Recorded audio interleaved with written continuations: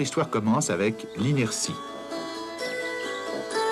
La physique, c'est une question de mouvement. Comment et pourquoi les choses sont en mouvement. Voici quelque chose de très gros. Qu'est-ce que vous remarquez? Ça ne bouge pas. Vas-y, mon bonhomme, essaie un peu de bouger ça.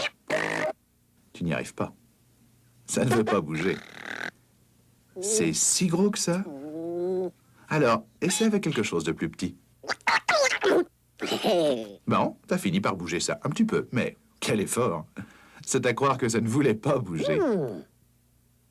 Même les petites choses sont réticentes au mouvement. Même pour déplacer un caillou, il faut faire un effort.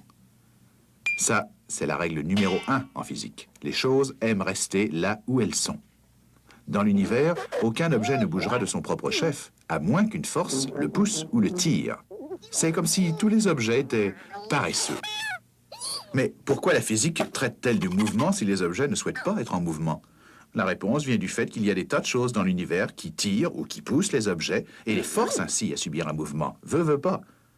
Notre bonhomme a forcé le caillou à se déplacer.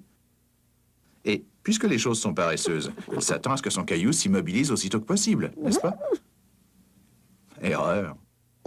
Aussi bizarre que cela puisse paraître, lorsque le caillou était immobile, tout ce qu'il voulait, c'était rester ainsi. Maintenant qu'il est en mouvement, tout ce qu'il veut, c'est continuer à être en mouvement. En fait, ce qu'il voudrait, c'est continuer ce mouvement encore et toujours.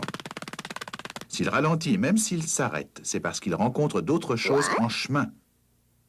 La résistance de l'air, les accidents du sol, ou un arbre.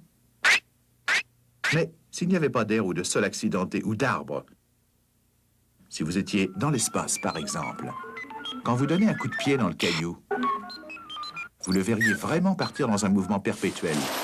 Il ne s'arrêterait jamais. Alors, est-ce qu'on a le droit de traiter les objets de paresseux?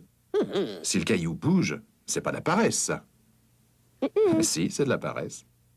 L'effort est le même pour arrêter le mouvement que pour le démarrer. Quand vous faites du patin à glace, vous sentez ça très bien?